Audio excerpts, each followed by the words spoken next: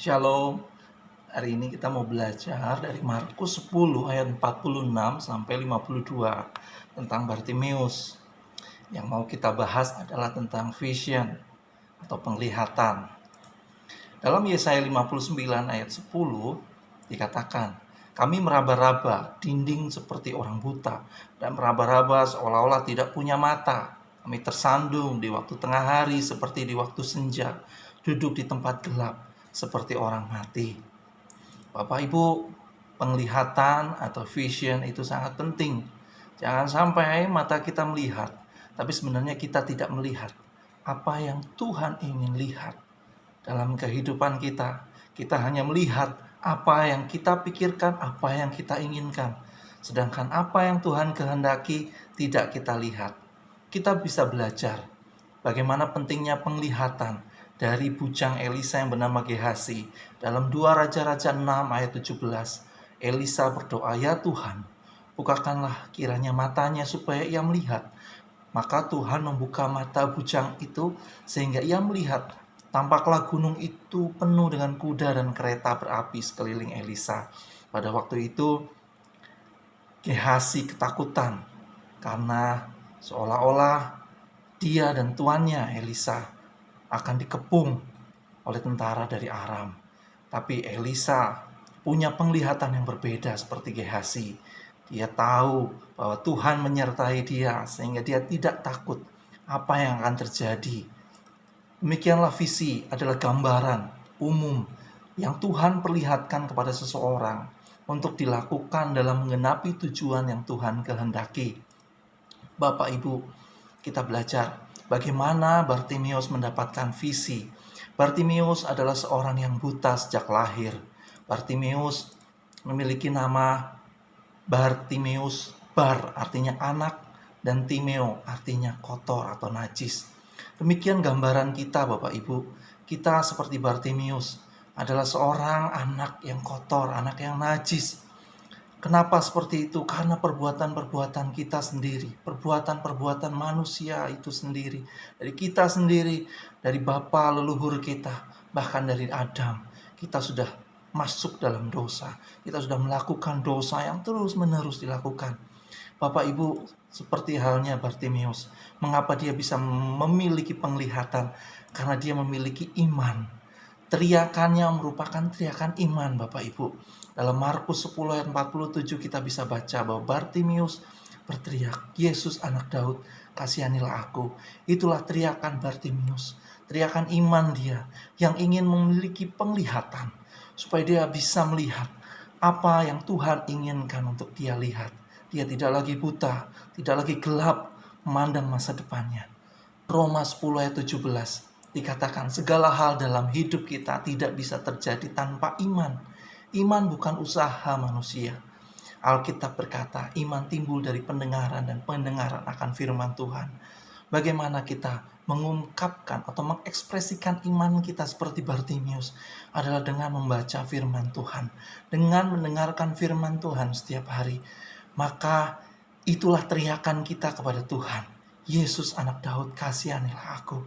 Dengan membaca Alkitab kita memanggil Tuhan untuk datang kepada kita. Kemudian yang kedua, Bartimeus melepaskan jubahnya. Dia melepaskan jubah pengemisnya. Jubah berkata, apa yang melekat dalam hidup kita, apa yang setiap hari kita lakukan, kita kerjakan. Ketika Bartimeus melepaskan jubahnya, dia berganti jubah. Artinya, Bartimeus mengganti posisinya, memiliki kepribadian yang baru, memiliki status yang baru dalam hidupnya, yaitu dengan pakaian yang Kristus kenakan. Bapak Ibu, demikian juga kita.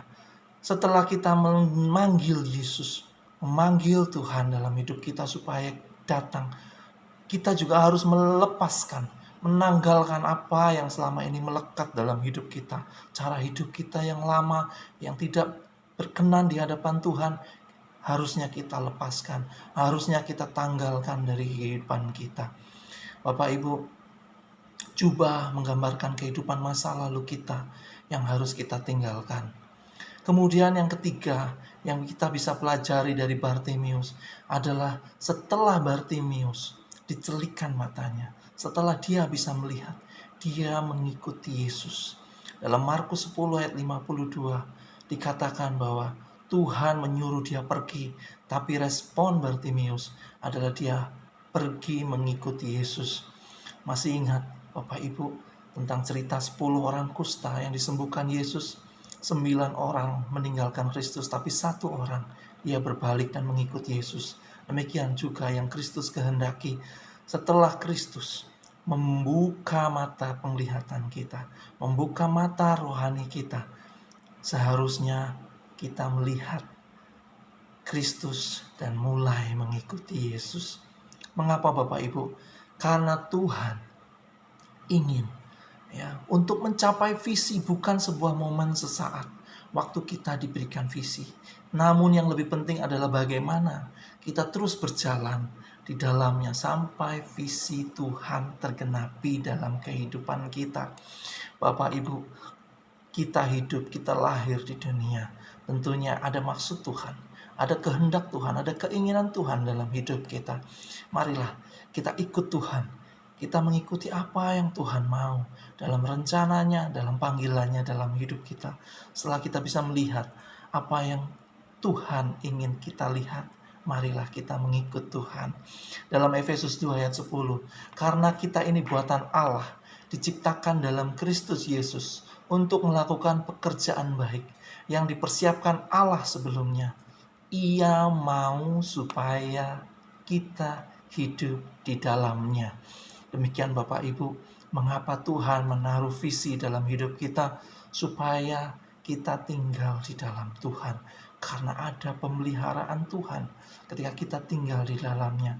Ada rasa aman dalam Tuhan ketika kita tinggal di dalam Tuhan.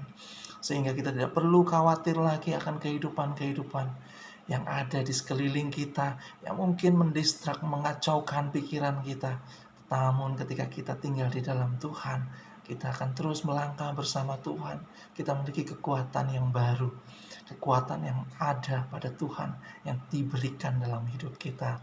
Amin Bapak Ibu, demikianlah pentingnya penglihatan dalam hidup kita sesuai dengan apa yang Tuhan mau untuk kita lihat. Kita minta penglihatan kepada Tuhan seperti Bartimius dengan memiliki iman. Kita teriak, kita panggil Tuhan. Demikian juga setelah Tuhan datang dalam hidup kita, kita tinggalkan cara hidup kita yang lama. Kita lepas pakaian kita yang lama. Setelah kita melihat, mari kita mengikut Tuhan Yesus dengan setia, dengan penuh sukacita di dalam Tuhan. Amin. Tuhan Yesus memberkati. Shalom.